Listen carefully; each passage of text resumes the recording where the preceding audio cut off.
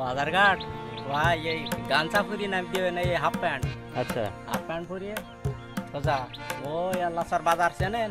এই প্রাইমারি স্কুলটি এমন একটি জায়গায় নির্মিত, যেই জায়গায় খালি চতুর্দিকে দেখবেন মাঠ আর মাঠ।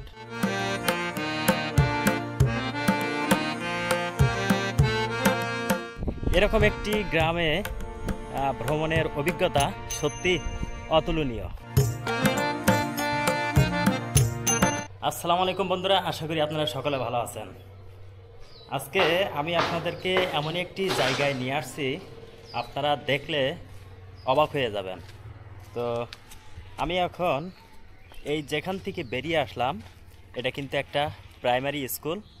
আর সবচেয়ে অবাক করার বিষয় হলো এই প্রাইমারি স্কুলটি এমন একটি জায়গায় নির্মিত, যেই জায়গায় খালি চতুর্দিকে দেখবেন মাঠ আর মাঠ, মানে দুর্গম মাঠ। আর এই মাঠের ভেতরেই এই প্রাইমারি স্কুলটি অবস্থিত। সামনে নতুন করে কাজ চলতেছে। আর এই যে দেখুন রাউন্ডটা ঘিরে এপাশে একটা শহীদ মিনার। আর আমি আপনাদেরকে প্রাইমারি স্কুলের চারপাশটা একটু ঘুরে দেখাবো। তো দেখুন আমরা এখন শহীদ মিনারে উঠে গেছি, আর এই যে প্রাইমারি স্কুলটি, আর এই পাশে দেখুন অনন্ত বিল। সবচেয়ে মজার বিষয় হলো যে এরকম একটা বিলের মধ্যে প্রাইমারি স্কুল, বাড়িঘর নাই, তো এখানে ছেলে মেয়ে কোথার থেকে আসে। তো আমি আপনাদেরকে সেই গ্রামটি আজকে দেখানোর চেষ্টা করব, যে এই স্কুলে কোন গ্রামের ছেলেমেয়েরা এইরকম জায়গায় লেখাপড়া করে। তো দেখুন আমরা কিন্তু স্কুল থেকে বেরিয়ে আসছি, আর এই যে দেখুন এই স্কুলের ফ্রন্ট গেটটা। তো এই ফ্রন্ট গেটটা পার হয়েই আমরা সেই গ্রামের দিকে চলে যাব, যে কোন গ্রামের ছেলেমেয়েরা এই স্কুলে লেখাপড়া করে। তো আমরা এখন যেই গ্রামে যাব, এই গ্রামটার নাম কুড়িমারি গ্রাম, সাতক্ষীরা জেলার কুড়িমারি গ্রাম। তো এই গ্রামের ছেলেমেয়েরা এরকম একটা স্কুলে তারা লেখাপড়া করে। আসলে ভাবা যায়, এই যে দেখুন চৈত্র মাসের চতুর্দিকে মাটি দেখুন ফেটে চৌচির হয়ে পড়েছে। অবশ্য আপনারা এই যে এটা দেখতে পাচ্ছেন, এটা কিন্তু ঘেরা অঞ্চল। আর এই দুর্গম পথ পাড়ি দিয়ে, অর্থাৎ ওই যে গ্রামটি দেখা যাচ্ছে, ওটা কিন্তু কুড়িমারি গ্রাম। ওই গ্রামের ছেলেমেয়েরা এই স্কুলে এসে তারা লেখাপড়া করে। মানে এত রৌদ্র, আমার ক্যাপ মনে করেন যে আগুন হয়ে মানে ফেটে যাচ্ছে, এরকম একটা বিষয়। তো যাই হোক, এই রৌদ্র পার হয়ে আমরা সেই কুড়িমারি গ্রামটি আপনাদেরকে ঘুরায় দেখাবো।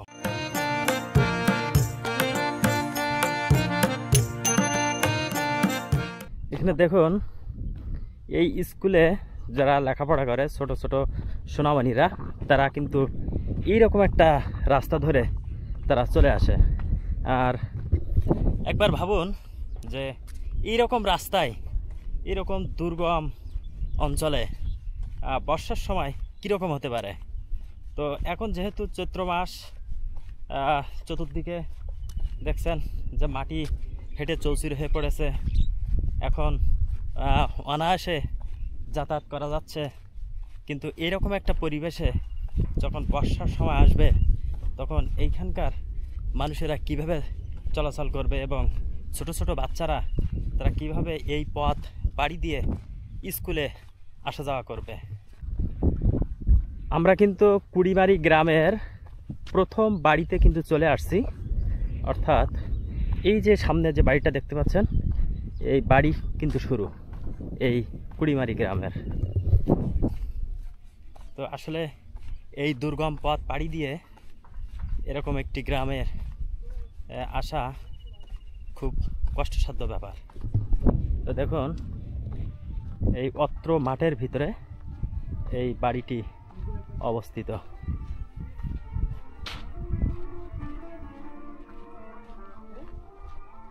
এবার আমরা এই বাড়িটা দেখব। এই বাড়িটা অ্যালবেস্টার দিয়ে ছাওয়া আর গোলপাতা দিয়ে ঘেরা আছে। যে দেখুন বাড়িটা কিন্তু বেশ বাঁশ দিয়ে আবার রাউন্ড করে ঘেরা আছে, যাতে বাড়িতে হঠাৎ করে কেউ প্রবেশ না করতে পারে। তো দেখুন এটা কিন্তু গোলপাতা দিয়ে ঘেরা, বেশ পরিপাটি একটা বাড়ি। এটা একটা ঠাকুর ঘর, ছোট্ট একটা ঠাকুর ঘর মন্দির। আর সামনে দেখুন কিছু ছোট ছোট মূর্তি রাখা আছে।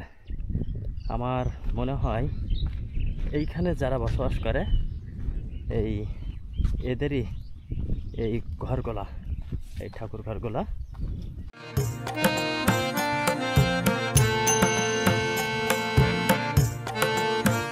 এরকম একটি গ্রামে ভ্রমণের অভিজ্ঞতা সত্যি অতুলনীয়। কারণ অনেক গ্রাম ঘুরছি, অনেক জায়গা ঘুরছি, কিন্তু এরকম একটা দুর্গম অঞ্চল আমার চোখে পড়েনি। আর এই যে দেখুন এটার ভিতরে কিন্তু কিছু গরু আছে, গরুর গোয়াল। আর এইটা হলো মেটে বাড়ি।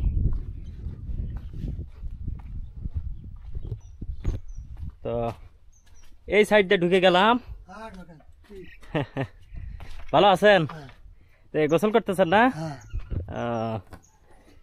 তো এই আপনাদের গোসল করার কোনো পুকুর ঘাট কোনো কিছু নাই? না। তো এই আপনাদের গোসল করার জায়গা। তো বন্ধুরা দেখুন এই দাদারা এই দুর্গম অঞ্চলে বসবাস করার পাশাপাশি তাদের গোসলের জায়গাটা একটু দেখুন। এরা কিন্তু এই কোয়ালেই গোসল করে, এদের এখানে কোনো পুকুর নাই। আর যদিও এই পাশে পুকুর আছে, এই পুকুর কিন্তু নোনা পানি ওঠে। আর নোনা পানিতে তো আর গোসল করা যায় না।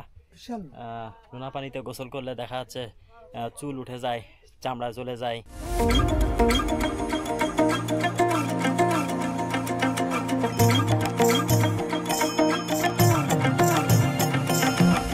এই যে সুন্দর একটি, ভালো আছেন?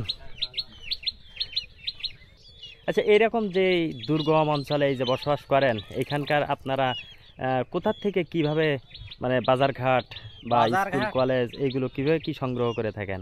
ওই বাজারঘাট ভাই এই গামছা ফুরিয়ে নাম দিবেন, এই হাফ প্যান্ট। আচ্ছা, হাফ প্যান্ট ফুরিয়ে সোজা ওই আল্লাহর বাজার চেনেন?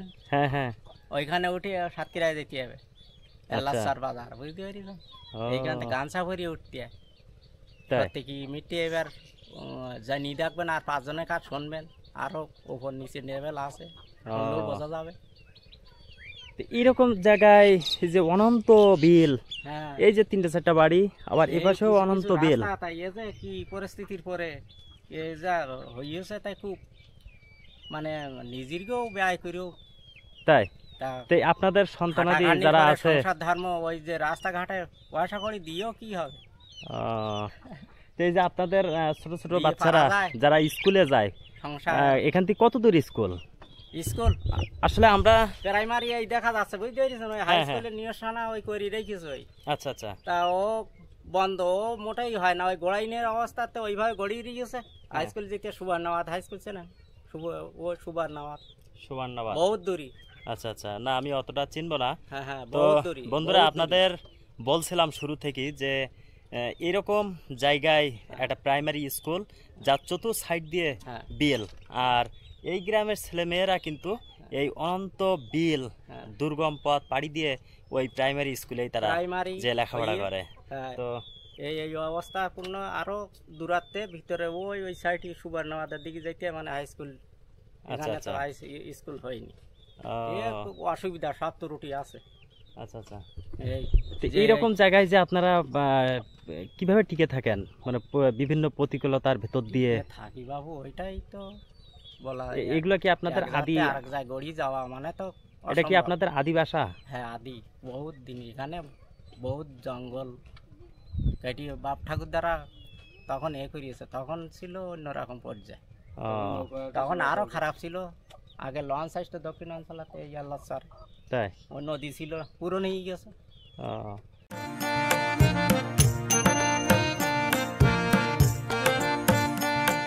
এই দাদা এই সঙ্গে চলে আসলাম সুন্দর একটি মেটে বাড়িতে। তো দেখুন এর আশপাশে কিন্তু দুইটা বাড়ি আছে। আর এইটা কি আপনাদের কি ঘর বলে এটা? এটা আছে একটা থান, মানে অনেক পূর্বপুরুষের আলিমদনের থান ছিল এটা। আচ্ছা আচ্ছা, সেই বাজারটা ওখানে হয়, ওই মাথায় একটা থান দেখেছেন, হ্যাঁ হ্যাঁ মূর্তি মতো রয়েছে, হ্যাঁ হ্যাঁ হ্যাঁ। ওইখানে এই থানটা উঠি ওইখানে গেছে ওরা। বাবা ঠাকুরদারা জেঠামশাই সব সম্পর্ক হয় আমাদের। আচ্ছা আচ্ছা, তাই ওরা তাহলে এই জিনিসটা সেই থান? হ্যাঁ হ্যাঁ, সেই থান। মানে এর মূলত ভিতরে আছে কি? হ্যাঁ, মানে এটার ভিতরে আছে কি মূলত? মূলত আছে ওই এমনি ঠাকুর আছে, ভগবানের নাম টাম করে, ঠাকুর এমনি ছবি টবি দেওয়া রয়েছে, আর মূর্তি তুলে ওইখানে পুজো করে। আচ্ছা আচ্ছা, ওই যে থান দেখিয়েছেন ওখানে আসার আচ্ছা। পথে, ওই কালী পূজা ওই যে ওইটাই? হ্যাঁ, নিজেরা ওই উপস্থিত মতো কোনো পয়সা করি তেমন ভাগবান করি পারা যায় না, করি মানে হ্যাঁ, করি টাকা করে দুটো খাবে না। আচ্ছা আচ্ছা, অসুবিধা তৈরি আছে আমার, তো সেই জন্যই পারে না।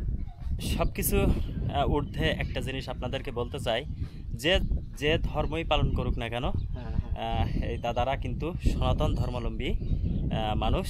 এনারা এনাদের ঘর যাই হোক বা না হোক, ওনাদের কিন্তু নিজেদের একটা পূজা মণ্ডল অর্থাৎ ঠাকুর ঘর এটা কিন্তু আছেই। মানে আপনারা এখানে আরাধনা বা উপাসনা করে থাকেন করা যায়, মানে এই জায়গাটা। প্রার্থনা করে। তো দেখুন এই জায়গাটা দেখুন কত সুন্দর করে তারা সামর্থ্য অনুযায়ী কাজটি করে রাখছে, অ্যালবেস্টার দিয়ে সে রাখছে আর গোলপাতা দিয়ে ঘিরে রাখছে। আর এই গাছটা কি দাদা? বকুল গাছ। এই যে বকুল তলায় এই উপাসনালয়টি। তো বন্ধুরা, ভিডিওটি আজকে এখানেই শেষ করছি। দেখা হবে অন্য কোনো ভিডিওতে, অন্য কোনো সুন্দর জায়গায়। সে পর্যন্ত আপনারা সুন্দর থাকুন, সুস্থ থাকুন। আল্লাহ হাফেজ, আসসালামু আলাইকুম।